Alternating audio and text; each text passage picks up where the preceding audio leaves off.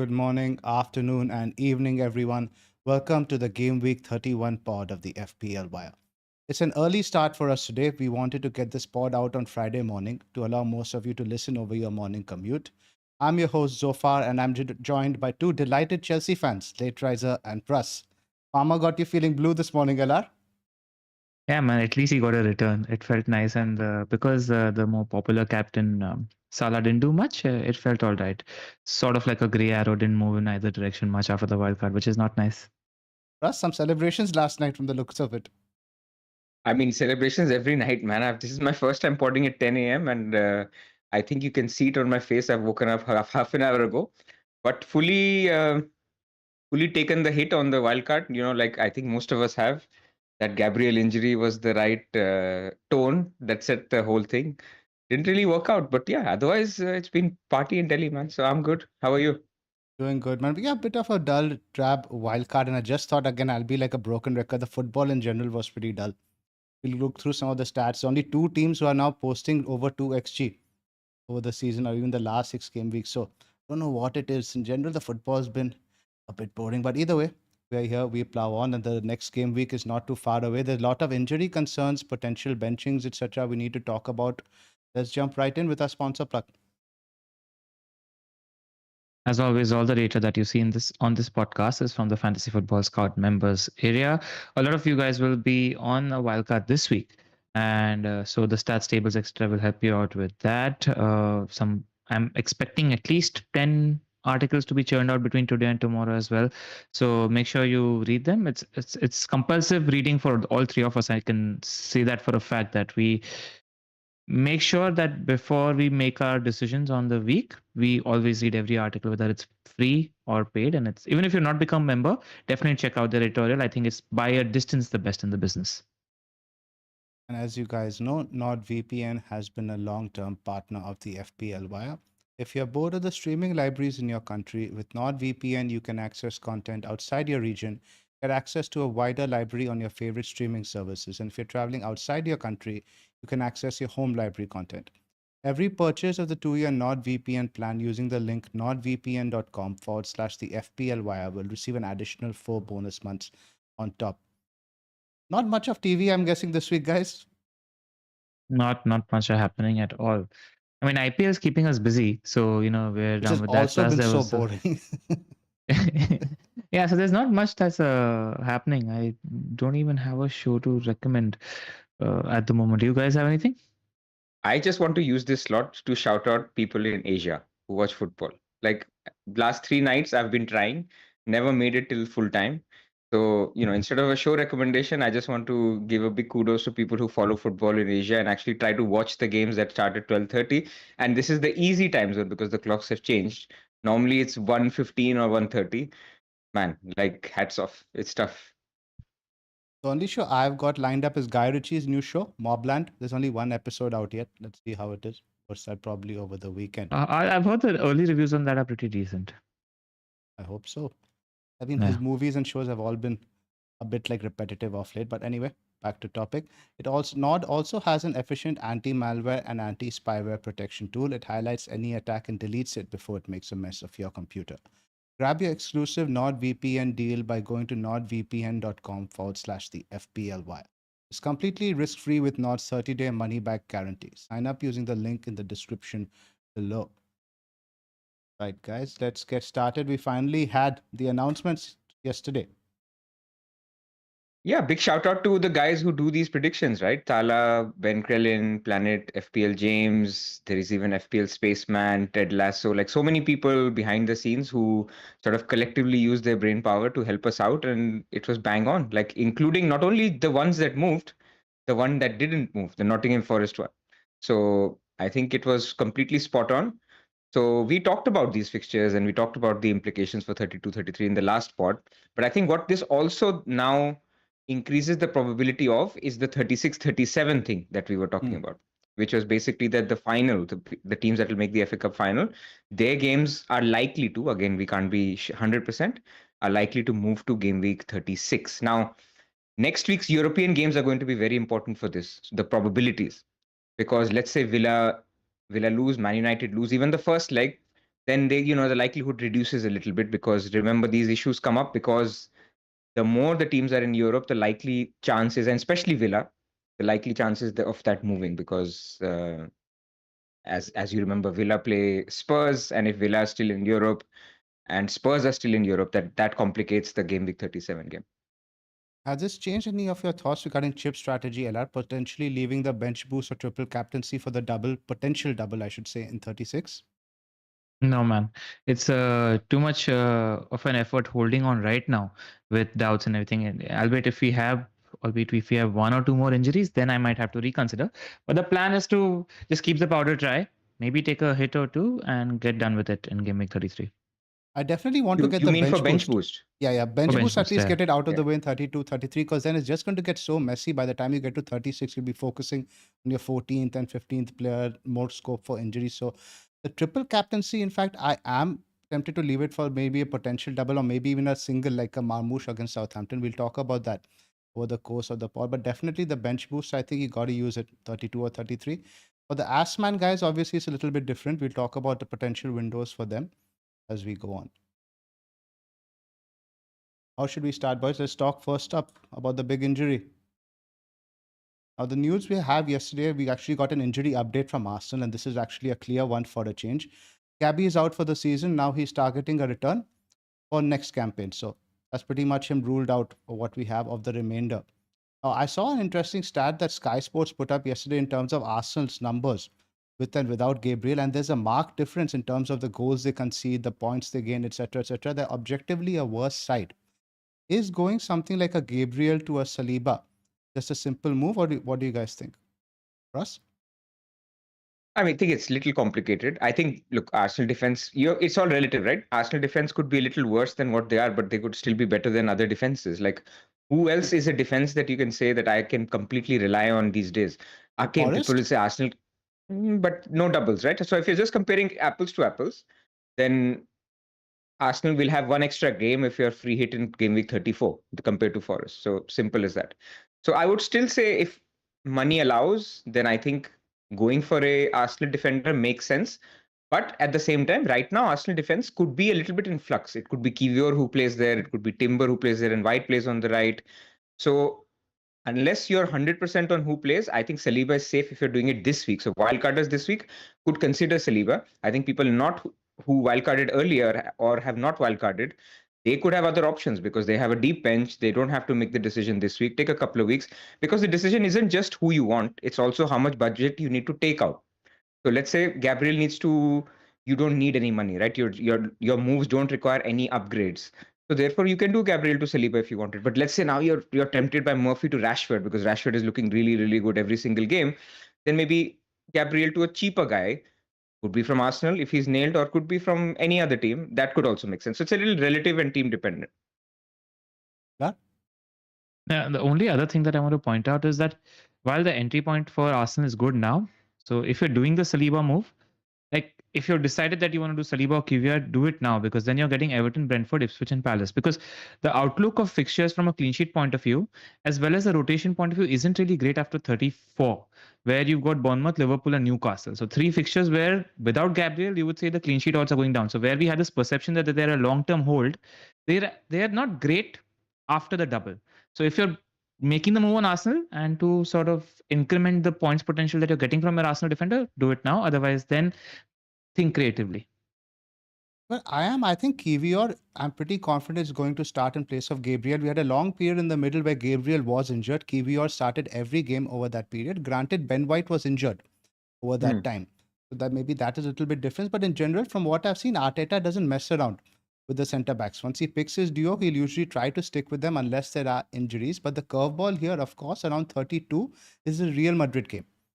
There against Brentford, he might elect to rotate a little bit. If you're looking to bench boost in 32, it would be a little bit risky. But what do you guys think about potentially using that slot? Let's say you go an Arsenal down to a Villa or maybe even a Forest guy and look to upgrade a Murphy to a potentially a Merino or a Martinelli.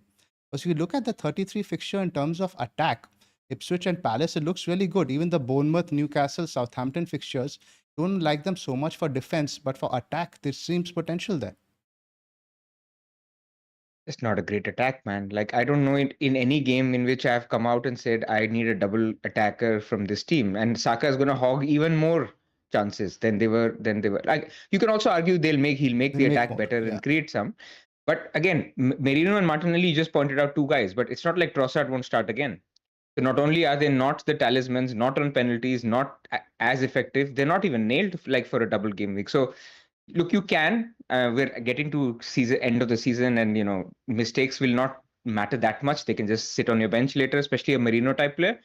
But otherwise, I would just go if you want a third Arsenal, go for a defender. Still, I would still say. But otherwise, you don't have to go for three Arsenal now. I agree. Like their attack is okay, their defense is worse. Yeah, this And plays into a lot of people actually have been DMing saying that how do you play without a free hit in question? And I think the road's opening up and making it a lot more clearer for the likes of you that don't have a free hit in play.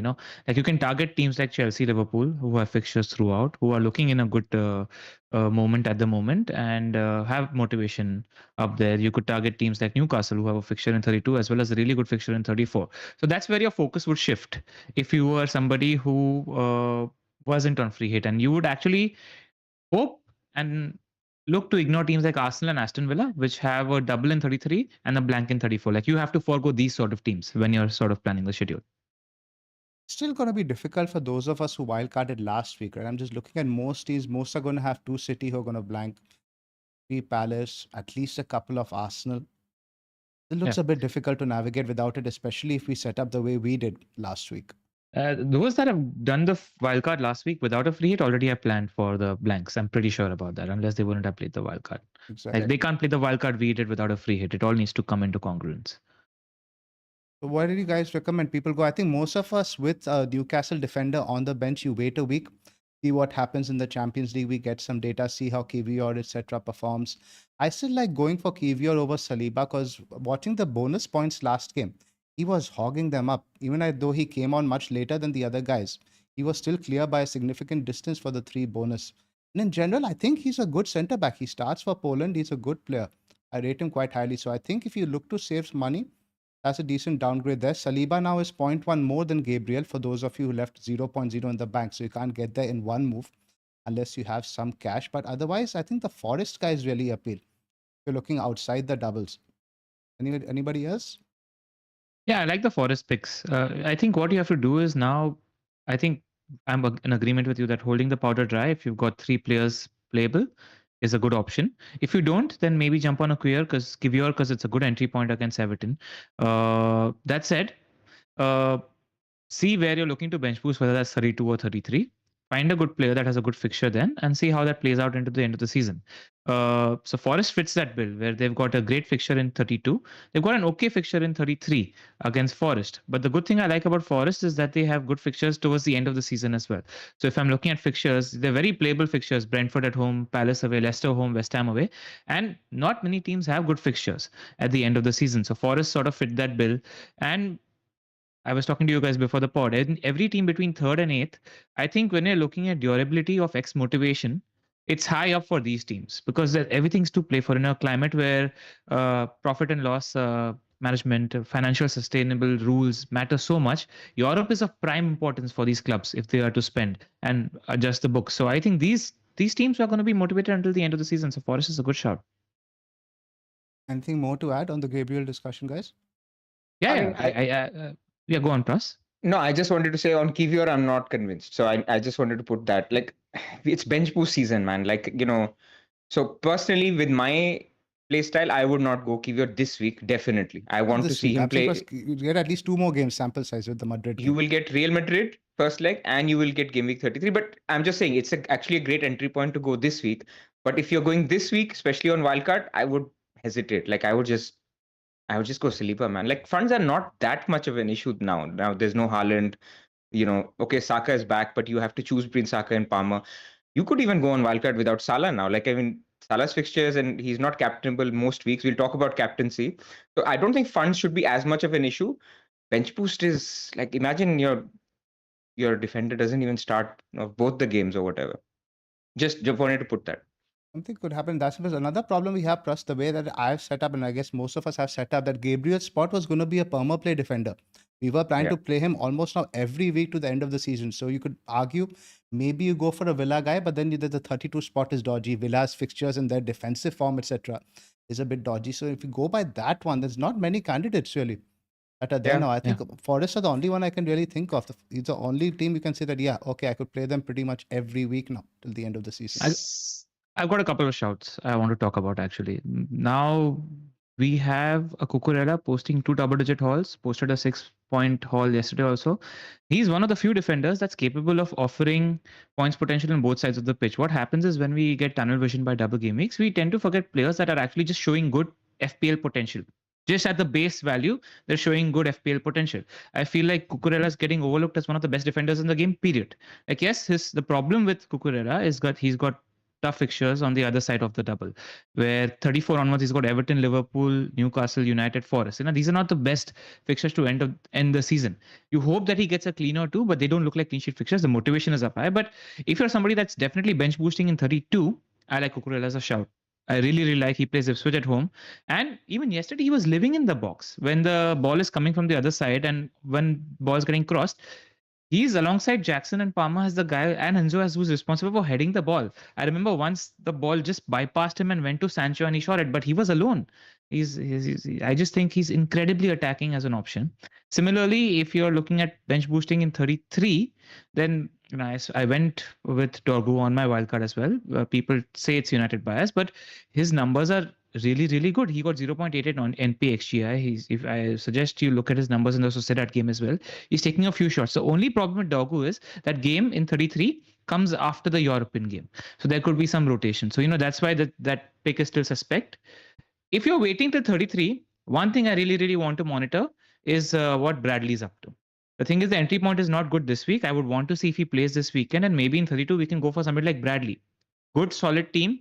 I think he will. Because did you read Slot's interview? He said the reason he didn't play Konsa and he played Jones was because he thought that there would be required some creativity in that position, because that's what he expects from Trent in that position, which is why Konsa didn't play. So, and we know for a fact that Trent is not probably going to be with Liverpool next season. So I think he needs to shoehorn Bradley and sort of develop a system and relationship. So I think Bradley might get a run in for the end of the season because Slot wants to try him out in that position. So, we can wait and see if that might be a good cheap pick for that position. Great shot. I think Bradley is a great shot. But they may not have much to play for, right? By around 34, 35, it could be all sealed, signed and delivered. Yeah. But what I like is there's no other option there, right? With Trent gone, they don't have anybody else playing in that position. Trent isn't ruled out conclusively till the end of the season, though you might see him around 37, 38 on the concern. Yeah. But with Bradley, I do like the Bradley shout, especially for 33, because then you get to see him in 32. You get some decent time, because Slot said he expects him to be in the squad this weekend, so we can reasonably assume a start in 32. And 32 home to West Ham is quite appealing. Then maybe move in 33. Because 32, you can still afford to bench Gabriel. You can still play your Newcastle, your Guardiols, etc., etc. See, we live in an ecosystem where money doesn't matter too much at the moment, right? We don't have to plan for Haaland. We don't have to plan for Gabriel. We don't have to plan for Trent at the moment. So there's money. So another advantage is Bradley's like 4.7 million. So you have funds for elsewhere. It doesn't occupy too much of a slot. Don't see him as a perma play. If you're looking at a perma play, I think you can't go wrong with the Forest guys. What do you think of second City defender? So Milenkovic, obviously Forest is also an option. Yep. But second City defender, I mean, between us, we have two defenders. I mean, let's talk to us about Kusanov. What are the thoughts over there? I mean, the only news that is there is there's reliable City reporter that Kusanov was not playing, but it wasn't for injury reasons. So maybe he came in late from Europe or some personal reasons, or was it a bad step? I don't know. But just a rest. Just a well-deserved rest. That's what he said. Yeah, the thinking, because I was obviously, before I went for Kusanov, I was going through the City forums and everything, and the perception is he's been one of their better defenders. They really, really rely on his pace, and he offers something that the other defenders not. So it's probably a rest. I'm happy to keep the powder dry, but the logic behind going for somebody like Kusanov is I see it as a 0 or 90. And just being on a 30 wildcard where I have backup strength in a Newcastle defender and a Dorgu, I was like, I'm okay to take that chance of a 0 to 90. If it's a problem in 33, I'll solve it then. So I think it's a decent pick at 5 million, Kushanov. If he plays, or Diaz, if he plays, you have to just Diaz wait is a and bit more see. secure. Yeah. He might have a groin injury soon. People who read the news will know. But then looking at the fixtures from 35, 38 onwards, Pras knows. Pras is smiling. So yeah, 35, 38 onwards. Look at the fixtures for City, man, how good they are from an attacking standpoint. Right here, 35, you have Wolves, 36, Southampton, 37, Bournemouth. It seems a bit wasteful at this point of the season to get a defender from that lot. When you can't get like investable options, you saw Savio look so good in attack. You might see Foden, who I still have some high hopes for going forward, emerge. You don't think you don't want to lock out of that? It's not a bad option though. If you have a City spot open, like there are not many other defenders that offer the clean sheet potential that City do until the end of the season. And again, they fit that bill of being between third and eighth until the end of the season. So X motivation is going to be high. And the lockout thing, I don't like. They're good, but there are other replaceable options, right? I That's mean, fair. it's not like you can't live without a Savio or a Foden or whatever. I think you can. We are talking about a time when, like you said, a perma play defender has gone at a time when there's not many. Like we're struggling to name people with easy doubles and good fixtures after. There is Yeah. actually none. And people have this third City slot free, many of them. Exactly. So that's a decent shot, actually. Cool. Anything That's else why on I was like, I think you need to rip the bones off of the fixtures and then just look at core good picks. That's why somebody like Cucurella keeps coming into my head. And of course, this Konza kept a clean Yeah. sheet as usual this week as soon as he's in my team. So Konza is a good pick. In general, Aston Villa's defense, I think they've kept a few clean sheets on the trot now. So it's 5 just clean worth sheets in the noting. last 6, but a few of those are the cup games. You have your Cardiff and Yeah. Preston, etc., etc.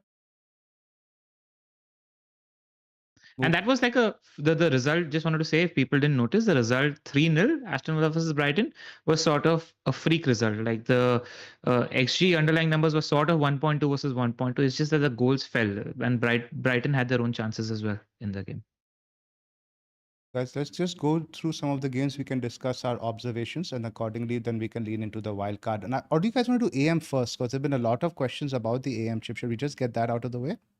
Yes, sure. And I think the fixture ticker and the numbers would be a nice way to look at it. I have the projections also over here. Let's just start with that first now. As per Rob's projections, the highest is now you have Graham Potter this week who plays Bournemouth, and then you have Frank Amorim. Silva also, these are the table bonus guys in yellow. Silva is also table bonus. Moyes, Van Nistelrooy, and Juric. I don't think either of the guys are worth looking at, but let's discuss the 3 guys right at the top. Because this is also, I guess, most people are looking to play the AM now, have already wildcarded last week. And several of them have already left that spot open, right? If you're going for Howe, you've gone with 2 Newcastle. Similarly, 2 Palace if you're going for Glasner. So I'm guessing that also needs to be kept in mind. Russ, your thoughts? I mean, the obvious one here, at least at the top, looks like Potter. But I struggle to back against Bournemouth, man. Like, I know Bournemouth have lost like 5 or 6. I saw the stat like 6 out of the last 8 or something like that. But it feels like they're playing well in every game. It's not like there's some kind of an issue with the team, or maybe it's tiredness. So I struggle to recommend Potter. Like, I would rather say Thomas Frank at home against Chelsea. Nico Jackson may not start again. He's just come back from an injury. So my first instinct was to say out of the top 3, I'd go for Frank over Potter, but it's purely of instinct. I mean, look, the numbers are similar, right? So after that, if you wanted to go for a safer one, then Eddie Howe looks okay. So those are my 2 thoughts. Before yesterday's game, I was thinking Ange home to Southampton, man. You just go there, like it's fine, like he will win. But you never know how Spurs are playing and how he's being booed. And did you see like he was celebrating when they scored that equalizer? And it didn't pan out. So there is some toxic things going on there, and he could lose. Which you could argue that maybe Juric is the right guy if you wanted to pick that. But again, feels very punty. So I'm a little all over the place. There's no obvious pick this week. Elar? So we live in a world where right now transfers are very, very precious because there are 2 double game weeks coming in 32 and 33. So when a certain manager chip players have to think about whether they're going to need transfers in 32 and 33, and if transfers are going to be precious in 32 and 33, just take it on Glasner right now. Yes, you would have hoped that Brighton would have won the game against Villa and you get a shot at table bonus if that came into play. But the fact is the table bonus is not there. It's a derby that matters to both teams very, very much. Just take a shot and hope it works out. Glasner did mention that his team was under fatigue, but that team is very much capable of picking itself up and being in a good moment as soon as possible. And that is because then we have the double. So you're getting 5 games, no transfers spent on a single assistant manager, and job is done. But we all know that we like the upside of a 20-25 pointer. And if you're somebody that's lagging behind in your mini leagues and your goals are a little different, then go for a manager with a table bonus. And the two managers I like with table bonus games this week are Brentford, because they're capable of beating anybody in the top 6. Never mind Chelsea. Like I can think they can beat City and Liverpool on their day as well. They're just that kind of a street smart sort of team. You get sort of Fulham vibes from them. And I like Amarim. He's beaten Pep twice this year, with once with United, once with Sporting. It's a derby; anything can happen. And what happens in such cases is whether you go for Frank or Amarin, a draw is almost enough to get better points than a win from a Ange Postecoglou, who plays against Southampton, for example. So you hope to get lucky. I like the matchups for Amarim and Frank. So if you want to go for table bonus there, but if you don't want to spend the transfers, just stick it on Glasner and don't spend transfers for 3 weeks and be done with it. And with The Amarim only also, thing with go ahead, Pras. sorry, just a point on Glasner. The only thing is, which we actually were talking in the chat when we were preparing for the pod. If people wanted to go for Glasner, they've already set up for Glasner, right? I mean, they haven't gone for a third palace. Same So for thing them, for it's Howe. exactly. So if you don't have a third palace, I think Glasner is cool for the next 3. But I feel like people have already committed to 3 palace or not. So that's just one point. Sorry, Zoph, I cut you off. So that's exactly the point I was also going to make. With the Palace and Newcastle already set up, and the thing is, they have investable options. Both of those teams have like 3 to 4 decent FPL picks that people have already looked at. So looking outside that, I think Emery is a decent one. You have Forest at home this week. Southampton is sandwiched between the two Champions League games, of course, but they have the motivation now, and the team is very laser focused. You can tell the form is there, and then right after that fixture, you have the double. And with Villa, you're sort of struggling to pick 3 picks right now because there's so much rotation there. They actually have a squad. Now you see Rashford is playing center forward ahead of Watkins. You have Marlon who scored. In fact, all the 3 new signings scored this weekend. So picking a third Villa that outside of Martinez and a Konza looks quite dodgy. So I think My Emery would be the problem one. with Emery is, Zoff, that it's a tight game to call, but it's a tight game that doesn't offer you the ceiling of a bonus Table bonus. potential game.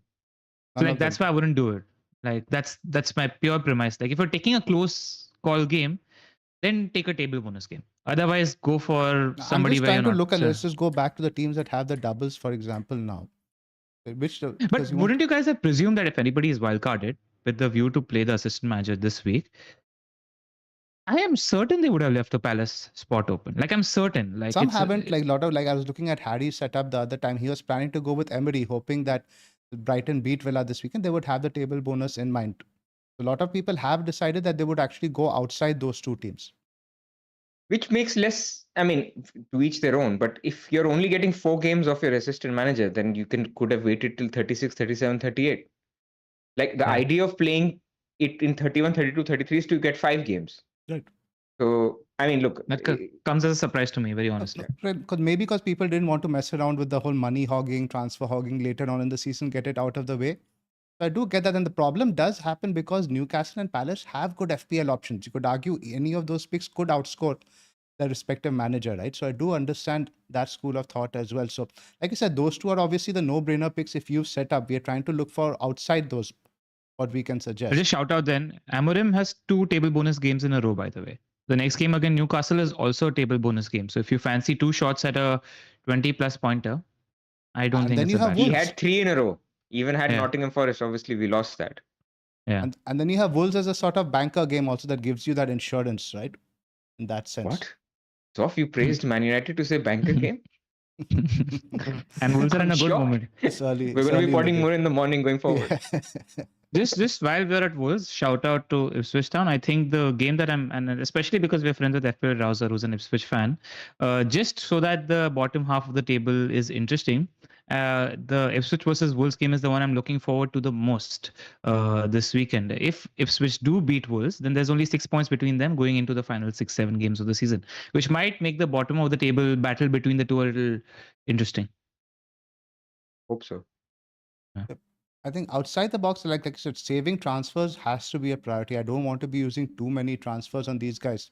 Because even 32, like who are you going to jump to again? Again, Newcastle Palace, you'd already go in this week. So saving in terms of transfers for 3 weeks, I think Emery is the one probably, and then Amorim Because with Frank, you're getting Chelsea this week, but then you have Arsenal after, and then you have another semi-decent fixture in that sense. So maybe Frank is the other one. And people call us very heavily United biased. By the way, when we're talking about Dorgu as a casual pick, I hope people understand that we're sort of being tongue-in-cheek. And, we're just having fun because we're allowed to be United fans and be tongue-in-cheek.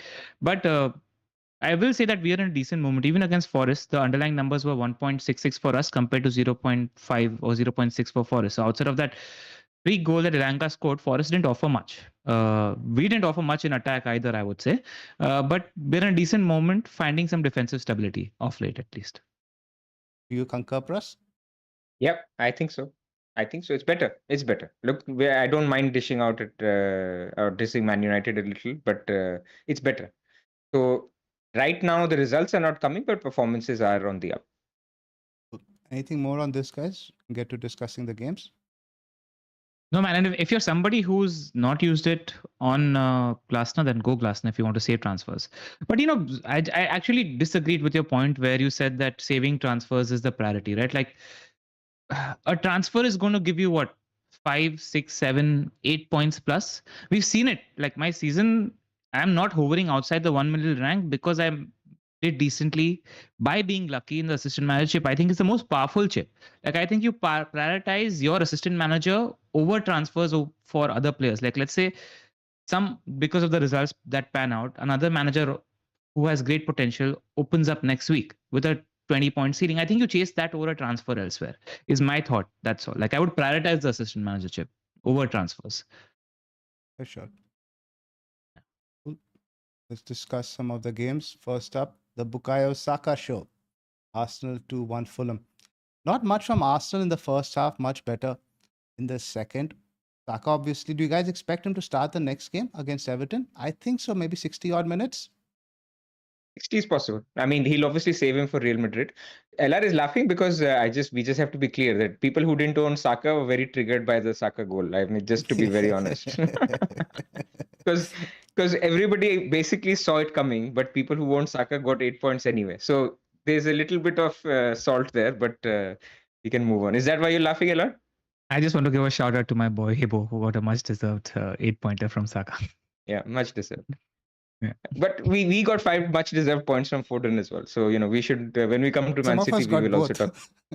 Some of us got both. What can we say? Yeah.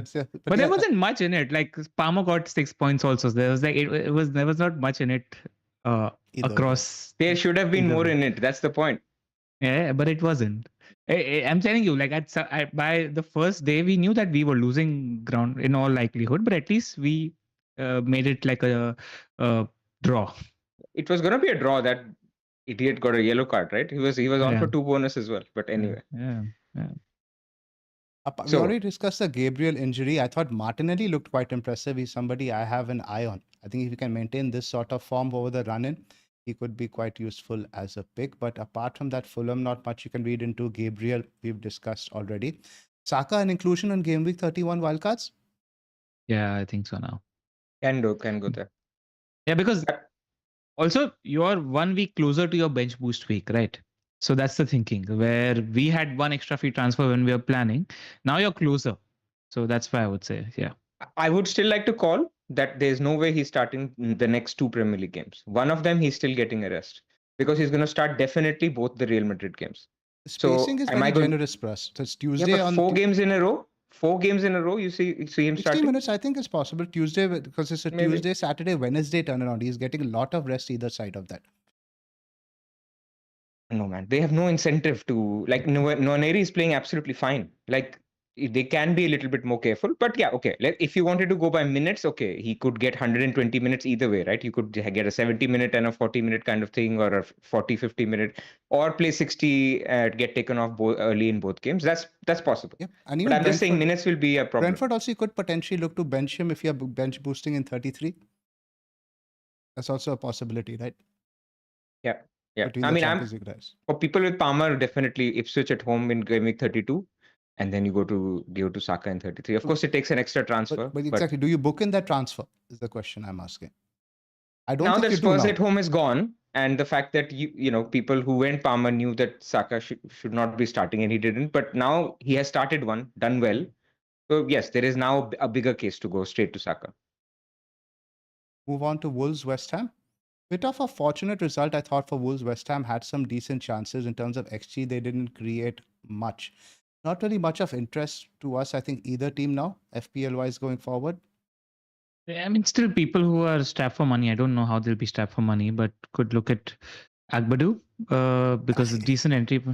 I've got Akbadu and I am strapped for money, so I do get that. Yeah. Decent entry point this week with a potential scope to bench boost in 3-2, but I still think they're better options. Shout out to Munetsi and Stan Larsen. Both have been doing well, though. But just from a footballing point of view, I think this game over the weekend is one you should have an eye on. Wolves versus Ipswich. Forest versus Man United. Let one of you guys talk about this one. Glad, go for it. I mean, patterns of play, how we are able to hold the ball, the possession, etc., is a lot better. I would just say that. I wish Garnacho's decision making in the final third was a little better, because that was the disaster class that there was so many occasions where the wrong decision from his end cost us the clear chance at a goal. Maguire stepped in as striker for the last 6-7 minutes and created two of our best chances, one of which was created by Murillo. But look, the FPL outlook is that, whatever the numbers might say, Forest are just a good bet. They remind me of a very well drilled and a superior version of Burnley in their peak under Sean Dyche. Like, they're just really, really good, really, really drilled. So, when you spoke about Forest being just a good option until the end of the season, they're one of the teams that prioritizes the clean sheet rather than prioritizing. They're very comfortable sitting back, playing the deep block. They have the players to play the counter. It suits their play style. So if you're somebody who wants to go for a Forest defender, I would not talk you out of it at all. Aina injury is an interesting one. He's their most owned defender. What happened then eventually, I think Neco Williams switched to right back, Moreno left back. Now Moreno's ineligible this game because he plays Villa. But right after that, he's one to consider at just 4.2. Makes Neco also a bit more nailed. He doesn't have as much of a rotation threat now, but I think the centre backs are worth the extra money. Especially Milenkovic. Especially the goal threat. Murillo is very good on the bonus as well. Picked up a couple weekend.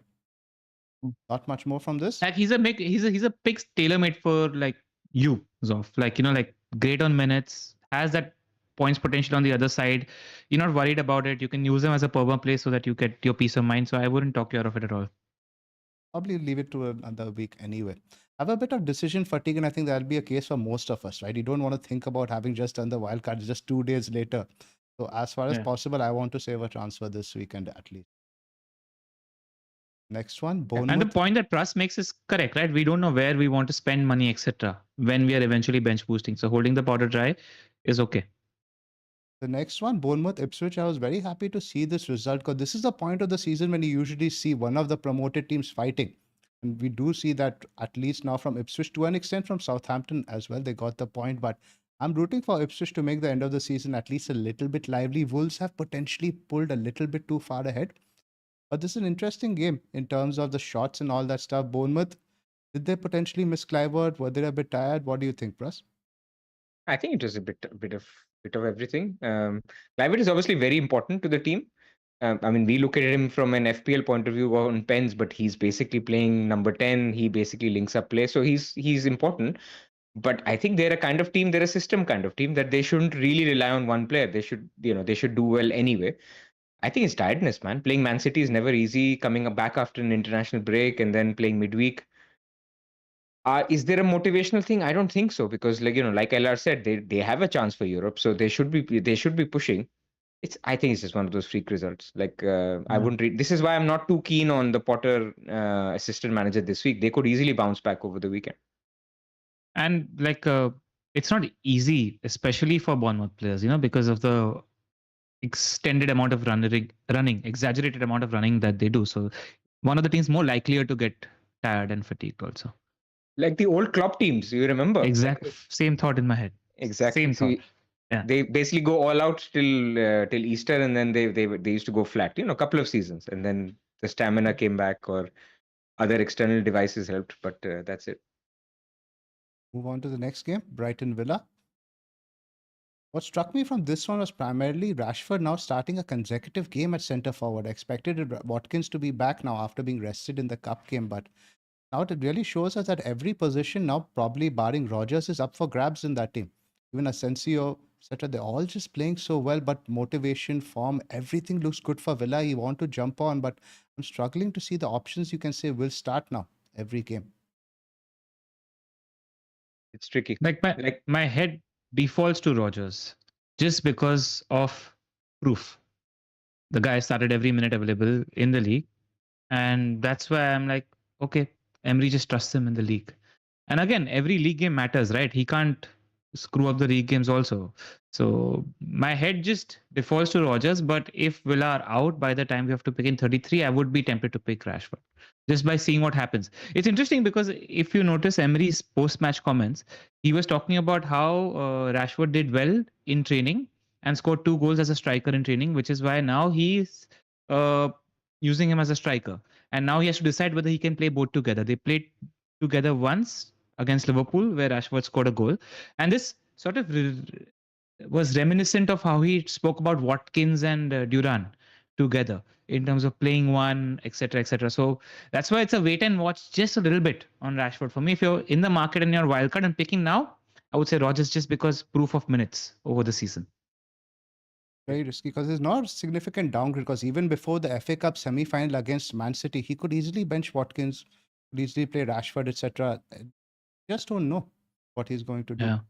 And we mentioned this on the last pod that the PSG games are Wednesday, weekend, Tuesday, right? So that Southampton game, especially for those looking to bench boost 32, Villar players are very dangerous. Like you don't know who's starting that game. Like, and it's not like he will mass rotate and play kids like we've just talked about. They have actually good options. Like Malen isn't getting a game. The guy isn't even registered for the Champions League. I was actually expecting the reason I was a little skeptical on Rogers was because Malen plays on the right. Then through the center, then he's competing with Asensio. On the left, you already have Ramsey and Rashford is playing on the left. There is a lot of competition. They can easily put out 4 different players against Southampton, and that's like Malen, maybe Rogers starts, Ramsey and Rashford starting, or it could be any one of the others who could be there. Like the one thing that is in my head, Pras, is like I think he treats Rogers like Bruno because he's like a physical beast that is available even when early in the season during Europe. He used to play him until the 92nd, 93rd minute. Rogers was never subbed off as well. So maybe his durability is a factor that we need to take sort of notice of. One shout out I want to give for people who are looking to bench boost in 32 and want somebody cheap that you can stick on the side of the bench. Lewis Dunk, 4.2 million, plays Leicester at home in Gameweek 32 and has some decent fixtures to end the season as well. So you've got West Ham in 34, Newcastle at home in 35, Wolves away in 36. So some decent fixtures to follow as well, motivation high. And, doesn't cost money at all. So you can just, after 3-2 bench boost, you can add him on the side. Move on to the next game. City, Leicester, a bit to unpack over here. We already discussed Kusanov's absence. We think we don't really have any news apart from the fact that it's not due to injury. It could be just a rest. And this could be a pattern we see against the promoted teams going forward, especially Leicester and Southampton. When teams have 3 games a week, this is the game they're going to rotate for. And what was also interesting, I noticed City went for it a bit in the first half, but after the 60th minute, pretty much cruise control. They weren't looking to score 3, 4, 5. It's a bit of energy conservation because there's absolutely no fear of Leicester scoring at any point of time. Now, the big one, let's start with, right first up, is this one, Foden. Not getting any minutes whatsoever. All 3 of us are Foden owners. Pras, do you think it was more of a rest or a form thing? Look, I think we did a lot of homework on games where Haaland hasn't started, and they clearly need somebody who is a strong 10 who has an eye for goal, right? And that was basically the thinking that Foden fits that bill very well. Grealish played there this game. Will Grealish play every single game? I would be surprised. So I don't think much has changed. It would have been nice if Foden started. It was a huge haul potential game. But the fact that he hasn't doesn't change my mind. I didn't think he was nailed for 90 minutes every single game. He's not a Boomer Bruno kind of player, but he has a ceiling. And there is a wider point that you have also made on the chat, which is basically that they are early kickoff on a lot of important weeks, the single game weeks. And then for a double, if your player starts, if your high ceiling player gets 120, 130 minutes, not the end of the world. So that's my thinking with Foden. Like I am not at all panicking on him that he needs to go, whatever. We knew the risks going for him, and we know the upside. So hopefully he delivers some upside. They could have a double. They could have a double in 34, 33. They could have a double in 36. People who are free hitting in 34 don't need him for the blank. And then in 33 and 35, he has the early kickoff. So I'm certainly 32, looking to I'll hold just him. read out the schedule plus for our viewers. So Yeah. basically, 31 is Manchester United away. If you're not confident of the minutes, you could bench him for somebody like a Murphy in that sense. And 33 when they play, 32 when they play Palace 32. is when there's the early kickoff. So that's when most of us are looking to save the bench boost for 33. If he's not starting, you stick him on the bench. If not, you bench Saka, etc., whoever over there. 33, then double, good chance of him starting at least one. 34, you free hit him out. 35, Wolves at home, very attractive fixture, early kickoff. Then Early kickoff. 36 is Southampton, which might have a supplement of a double. You take the risk over there. Southampton has the upside. So if you already have Foden, see out this week or see out the period, at least in the short term. If you're not confident this weekend, bench him. That's where I am. I don't think there's any need to panic yet. LR? Agree with you guys there. No need to sell right now. But what if you were on Wildcard 31? Probably his go for stance on Foden Savio there? in that sense now. He requires sacrifices, right? Ultimately, people went for him in addition to Salah and Saka or Palmer. So he requires sacrifices if you go for him. Maybe you don't need to make those sacrifices. Would be my view, but I still like him as a pick, man. People will say it's bad and whatever. So He's fine. if I was on Wildcard 31, I would go Marmoush plus Guardiola and leave the third city spot open. Go with Palmer. He's got two decent fixtures, and then see what to do about the City attacking slot / third slot in Gameweek 33 if you're bench boosting 33. Like that's the way I would play it. I would still leave it open just in case because it's a high ceiling pick. So get Saka in and get Palmer in the Foden slot. Yes. That becomes Significant very amount of money expensive, more, yeah. Around 1.6, 1.5 million more. Now Gabriel's injured, yeah. Where do we need You money, get that guys? money. That's fair. Yeah. Yep. That's about it. Oh, how fun is it to own Marmoush? It's so much fun. Actually, didn't realize how he's much made fun for it is. I have FPL. massive regret from not captaining him. From just he's such a selfish dude. Very rarely he looks to pass. He just takes a shot every time. 9 shots in that match. And there's so much intent and aggression in everything he does, right? So an exciting player to own also. Looks fun. It's going to be fun on to the end of the season. I think triple captaincy Marmoush is on my mind. If City do get that double in 36, it's going to be Southampton and Bournemouth. Yeah, he's one of those guys, right? Like stick enough shit on the wall. Sorry, throw enough shit on the wall, some will stick. So there's a chance you could like get him on one of those good days, which has happened with him. He's already had a hat trick in his City career, so that ceiling is there. Anything more here, guys? Move on to the next one. Newcastle Brentford. Yep. Let's talk about Isak first. I think that's a primary concern now. I saw a tweet from a few people that said that apparently Isak was struggling to run properly even around the 30th, 40th minute. And this post-game now, Howe said that he felt a problem with his groin. Now, I do remember this has been a problem for Isak over the course of the season. Every time he does have the injury or a muscle problem, it is related to this groin. And so it is clearly an issue he is managing. Now, we are recording this prior to Eddie Howe's press conference. He's probably not going to give us anything anyway. We're not losing out much. He'll probably say he'll be assessed, should be in the squad, etc. Do you think there is a risk of an Isak benching against Leicester like we saw with City? You can afford to rest players against the Foxes and still get a result. LR? I think it's likelier that he does what he did in this game, where 60, 65 minutes, see the game off. Once it's finished, he'll sub him off for Wilson. I'm not as worried about a benching. Yes. Because the game after Monday night is on Sunday straight against Yes. United. Correct, but also the turnaround this week is shorter. Sorry, longer. Wednesday to Monday, so you're getting the extra day.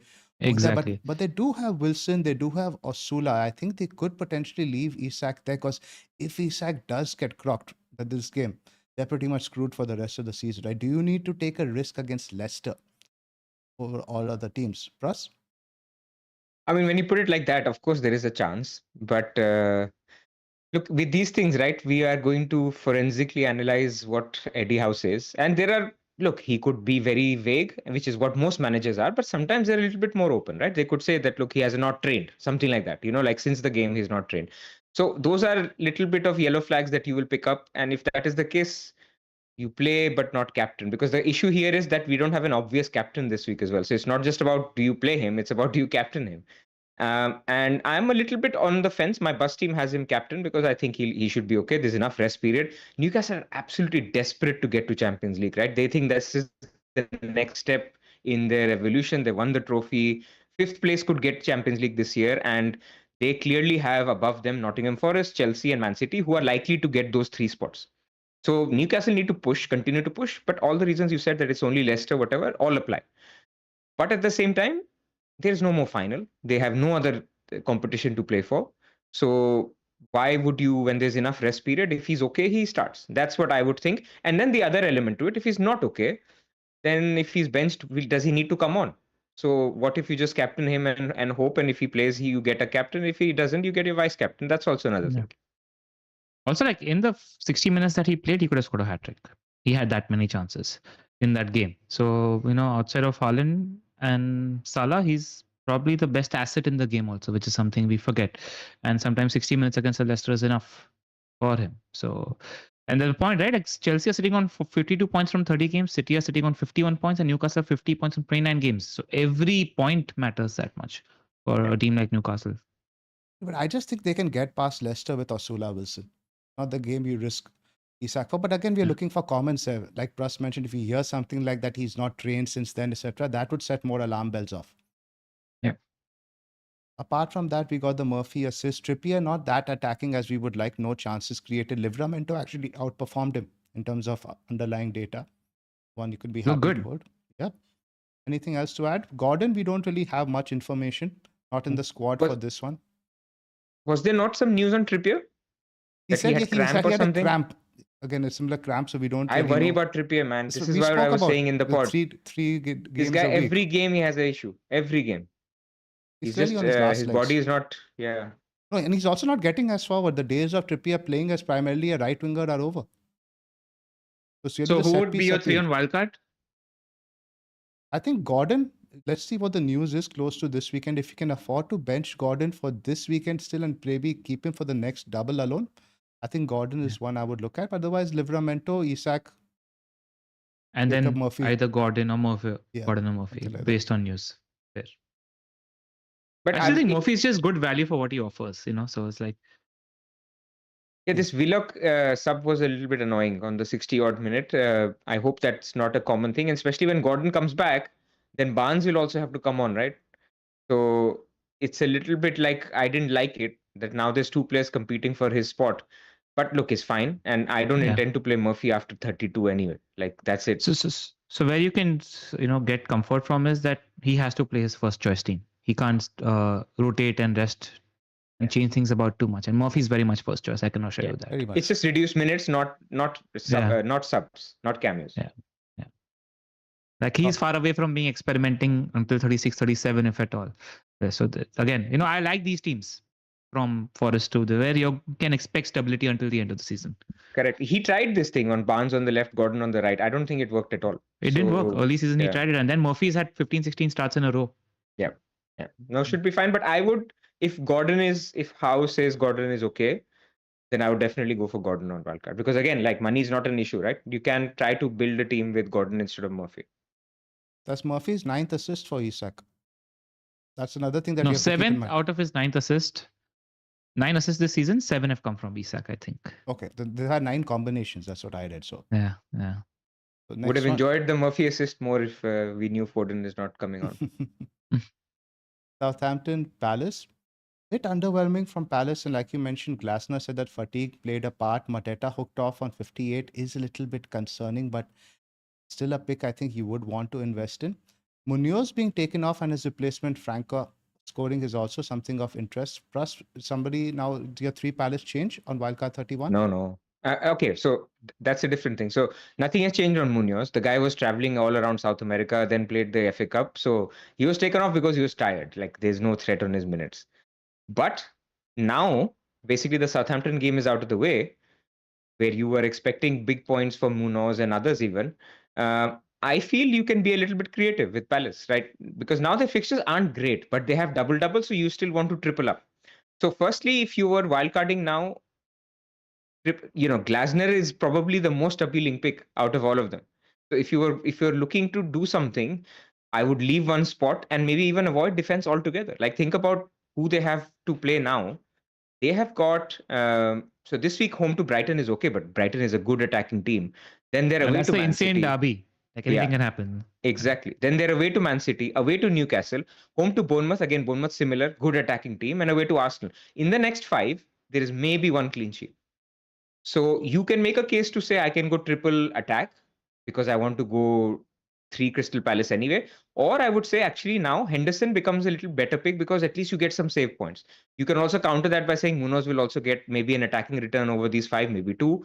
So I don't hate it. I'm not saying Munoz is a bad pick over the next 5, but I'm just saying I can see now a case, and this was on my mind as well when I was thinking of Wildcard 31. I was thinking, oh, I'll get the Southampton game for Munoz, and then on 31, I don't need to have Munoz. I would probably have Henderson and Martinez as a combination of my goalkeepers. So it's a little change, subtle change. You don't have to make the change, but I think there could be a change. Thanks. I would go Munoz. I just think there are very few defenders that offer That's the problem. his. We're struggling. I was just thinking that how are you going to pick 3 Yeah. defenders if we've lost Gabriel now? Let's say you don't want to replace Yeah. him with a Saliba or a Kiwi, or you don't pick Munoz. Who are your perma play guys to play? Yeah. Gabriel Okay. injury changes that a little as well. Fair. Yeah. Like in terms of what's available now. That's Yeah. all. Liverpool, Everton. I didn't watch much of this game. I was watching the City game. Did you guys catch much? I don't think from the stats it looks like Liverpool around 1.6 XG, just one chance for Salah, that header. Apart from that, Diaz numbers I heard were a lot better. Better, man. He had 2 or 3 chances to score a goal. He keeps getting like a big chance every game. Yeah. Like they're creating chances. Everton we need to perceive them as like under Moyes, they're probably like 10th-ish in form, and our perception needs to change of them. So like just a lot of people were buying the narrative that Liverpool will get their revenge, etc. Liverpool have not created staggeringly good amount of chances for a while now, and this game pretty much went as expected in terms of just Everton being tight and not offering too much to Liverpool. Anything more to add here? Move on to Chelsea Spurs. Konate, those that went on Konate as an option to bench boost in 32 or 33, still a decent option, He'll play till 35, 36. Again, as a Gabriel replacement on Wildcard, you're getting somebody who's okay till 35, 36, offers decent bench boost potential in 32 or 33. For sure. But again, Bradley, just a bit more upside. At this stage, you want to get a little bit of a higher ceiling. Yeah. It's just that if you're wildcarding in 31, it's difficult to go for a Bradley unless Plot says something otherwise today. Chelsea Spurs. LR, why don't you walk us through? 2 picks from these teams, Palmer and Cucurella. And if you're bench boosting in 32, I'd go both. That's all I have to say. I didn't watch the second half. How was Palmer in general? I saw the extended highlights in the morning. It was 115. So in general, he looked good. 2 shots, 2 chances created, and this team will gel a little more. And again, right in the mixer with Champions League positions. So what really stood out to me is the celebration once Enzo scored the goal. Like it showed that this team is really, really in it together, and they. Sometimes there are these exaggerated celebrations where the players huddle together, and it shows where the team is mentally and in terms of spirit, which is what I liked from Chelsea. Well, the Spurs game also is a big one at home. It's the one for the fans. They want to win. But the general sentiment I'm seeing amongst the Chelsea forums and WhatsApp groups today is that we weren't great, but we were better than Spurs. In terms of chance creation and all that stuff, I think in Palmer's XG was under 2. He had 2 shots, but again, low speculative chances, not many chances created either. But still, the team is not there yet, but it's just that Spurs are in such a bad place at the moment that we could win this. Let's do captaincy. And Nico coming back helped, right? Nico always helps, of course. Let's discuss captaincy, guys. Let's look at some of the odds now for this weekend. And at first glance, it doesn't look like a very high scoring one. The only team that I have above 2.5 are Tottenham, whose player nobody owns. Then you have Newcastle 2.2, where we think Isak might be a bit of a doubt over there. In the clean sheet projections, Arsenal are the only ones over 40. Not a great weekend. Not a high scoring week. In terms of captaincy, guys, now let's say we have just mentioned the caveats with Isak. Apart from that, where are you looking? If you want something, like if you're worried about Isak, let's say there are question marks over that. Like when the default captain is Salah, but even that doesn't inspire you too much, right? Because it's Fulham away and they're a tough team.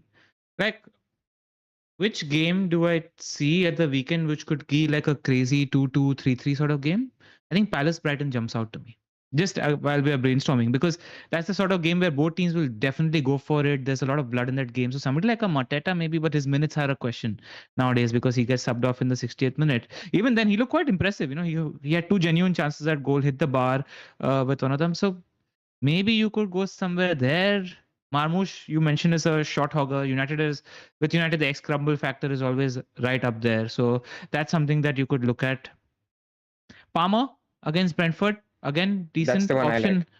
Yeah, where on penalties, on set pieces, playing 90 minutes, motivation to win 3 points. These are options. I think I like Palmer more than Salah because I just think Fulham don't give as many chances compared to what a Brentford would afford to. But I think there's something to the Palace Brighton game also. Like it's has that 2-3 sort of vibe to it.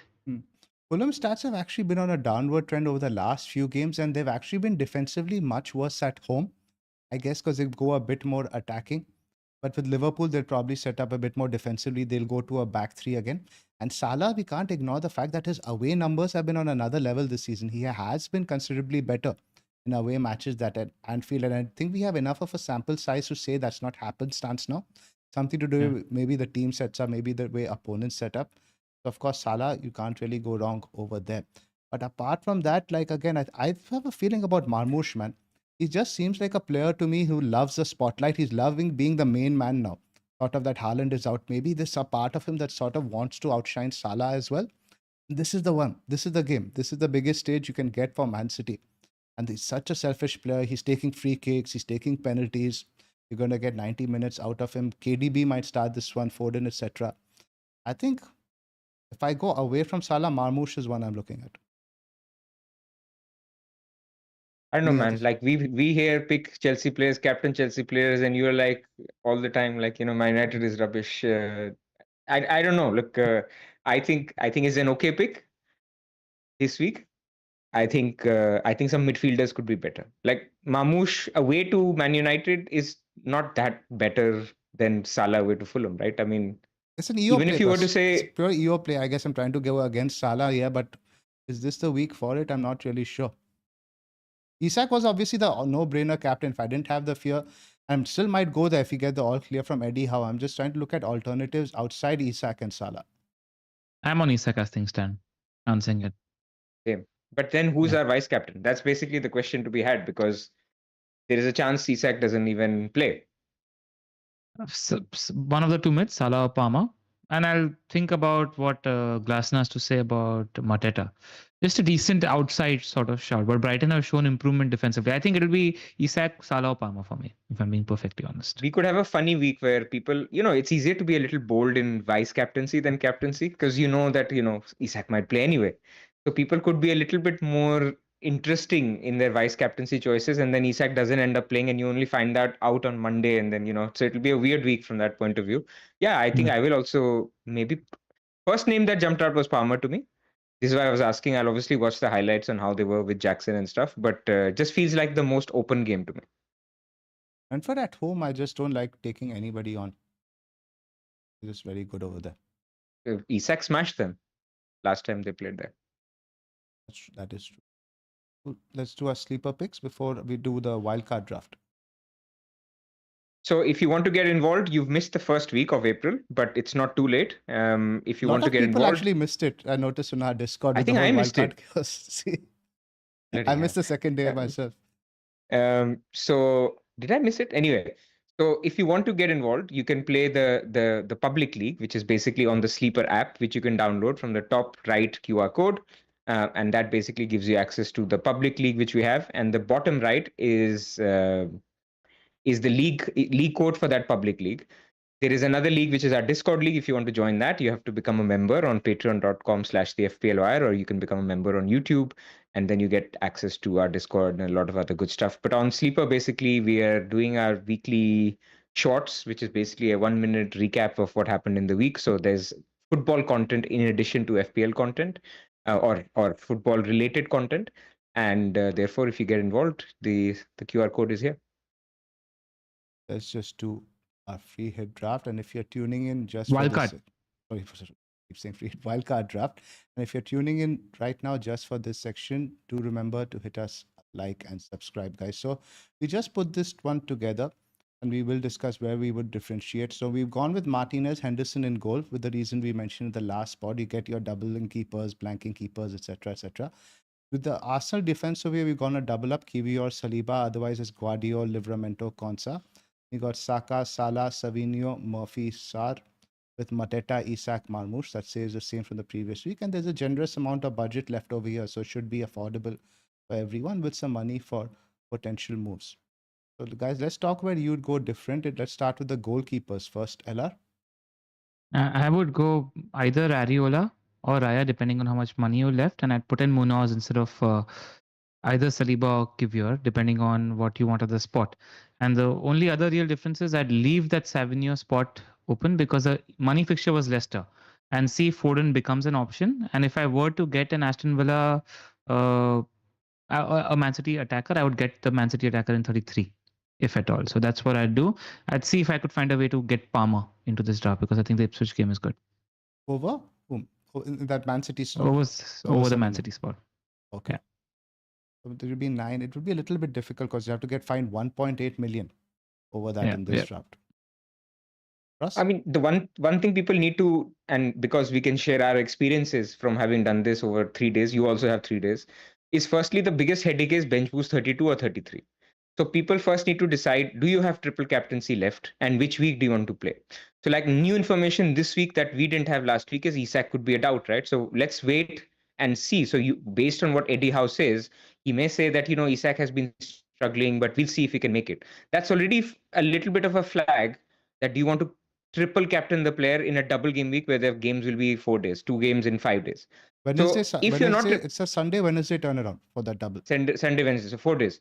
So that's something that you need to think about. So if your triple captaincy, is it in play or not in play? If it's not in play, then you can bench boost in 32 or 33. Having done this multiple times, again, speaking from experience, there is not a lot in it.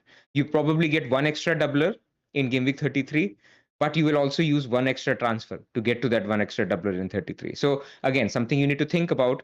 You guys have, wildcarding now, have 2 free transfers leading up to 33 and only 1 free transfer. Of course, if you haven't rolled. Leading up to 33 and only 1 you will have going into 32. So how does that team look? Maybe just go for Rodgers immediately. Like a lot of people are planning a Murphy to Rodgers. Of course, you will have to have Murphy, but maybe in that Savinho spot, you can either upgrade him all the way up to Palmer or you can bring him all the way down to a Rodgers and then make a Murphy into a Gordon. I think that is something that you could think about. Defense, like I said, Kivior, I would really hesitate to because we're going in blind. My issue is that once White is fit, White on the right, Timber and Saliba in the middle, and Luis Kelly or Calafiori on the left is easily possible. And not only is it possible, it could just become the default. And then your Kivior guy never even sees daylight. So that's a little bit of a conservative view. The other view is Kivior just plays every single game. But you're wildcarding this week. You have to make a call.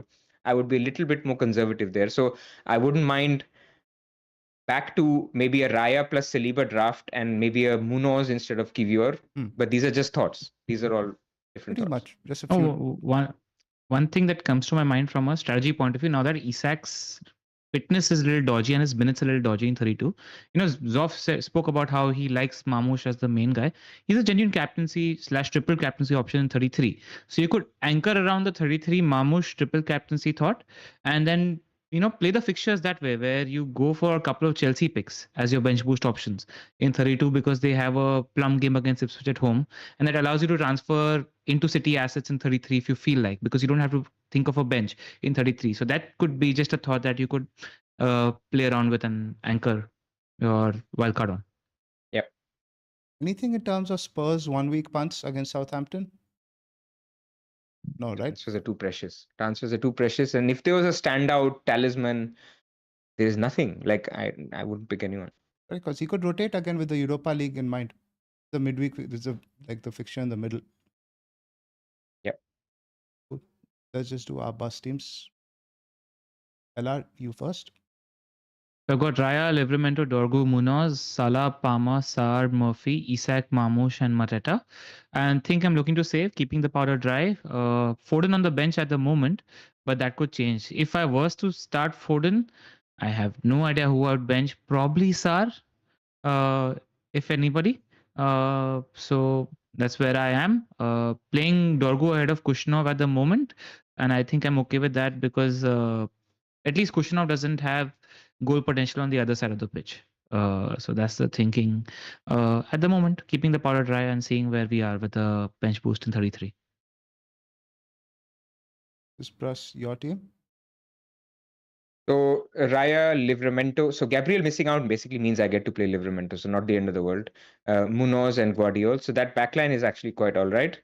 Then I think the midfield, I have actually started Foden over Sar because I just feel, Palace are looking a little tired. Brighton, although Brighton are also tired, right? I mean, they also played the FA Cup. But I just think, Foden got a complete rest, so he should start here. And then the same front line, and I've got Isak captain, and who's my vice captain at the moment? Salah. Yes, you got Yeah. Salah So, vice right now. but let's see. I am tempted to see if Palmer is a good vice captain or just leave it on the other option because Isak, I think he plays. It's a Monday game. One thing, Zoph, while you were talking about Mamouche, somebody in the chat made a good point. Egyptians like to go berserk against United. I like that. Yeah. And like I said, X crumble factor is high, right? The game state in that game dictates so much. If City scores, you guys Yeah. can't sit back. City score early. Yeah. Similar vice versa. We don't care about the league, man. We will sit back. We'll play the This is same Old way. Trafford against Derby rivals. I know what I'm trying to say is Man United won't generally sit back. They'll just play the way they do, like which is basically trying to play out of the back. We'll give up chances. If we're behind, we'll continue to play the same way. That's just how Amorim has been doing. He has this way of playing, and he will not change either in game. I mean, somewhat. Sometimes he changes Bruno, whether he's in the 10 or in the middle, and he changes those little pieces, but not the functionality of the team or the fundamentals of the team. I don't think that changes much. Look, I think the market say it, right? It's not a over 2 goal game for City. So it's not like Man United should crumble. But for City, it seems like Mamouche is getting at the end of a lot of chances. So we have limited data to suggest this, but it looks like he is showing same talismanic percentages as Haaland without Haaland. If that continues, yeah, he'll turn out to be a great captain. So if you go early, you're basically getting along with it. A lot of people might default to Mamouche captain the longer we go on. Yep. One thing though, I should mention that Foden didn't play the last game, and Foden is a bit of a shot hogger. Grealish isn't. So in that sense, the 9 shots I think would be distributed a bit more evenly if Phil was starting that game. So something we should keep in mind. But again, similar team to you guys: Rea, Byrne, Guardiol, Munoz. Currently, Salah cap, Murphy, Foden, Saka, Marmoush, Mateta, Isak, with Sar on the bench. Again, I'll have a look at what I may switch Sar and Foden around, in which case Marmoush, etc. So it's just something TBD. Let's see how the comments go. There's a couple of narratives that we haven't actually mentioned around Foden. Like one thing is Girish mentioned in the post-match interview how his little brother passed away a few years ago on this exact date. So it was a very important and emotional day for him and his family. So I wonder if that played into Pep's thinking about, because Grealish hasn't gotten any chances so far in the season. So one more important thing he mentioned was that he's played all the FA Cup games previous, and he said he was disappointed not to start on the FA Cup last weekend. So maybe this was some way to compensate for that from Pep. Exactly. Yeah. So that's one thing. And then I know something that came to my notice after the wildcard yesterday was how there were reports of Foden not being in the best space sort of mentally, and how he's been reading social media comments about how his performances is and that his teammates are a little worried about this, etc. So I don't know how much to read into that, but I just thought it's information that would be worth sharing with people on wildcard potentially. I read that too, but again, we often build these narratives. There's the same guy who he said out of form, then he got 55 points in 5 games over a period. Exactly. And again, you mentioned us the highlights, right? And this is again what tilted me. The last time they played, it was Liverpool with Marmoush and Foden. It was Foden, in fact, was more central with Marmoush drifting. Exactly. So yeah, just having this conversation, I've already in my head switched Foden to starting and Sar on the bench. Cool, guys. Let's wrap up. I thought we'll get it done under 45, 60 minutes, but we've gone at about 75. So I'll get the audio out for this right away. All right, guys. And it would be nice if we were hitting the 37,000 subscriber mark by the time we pod next. We're at 36,570. So setting short goals. If you could just click on the like and subscribe button It'd be very nice. And thank you for all the love on the Wildcard 30 pod. You guys were very kind with your comments and shares and everything, and we really, really appreciate it. Thanks for Yep, that. and I would just one last word from me.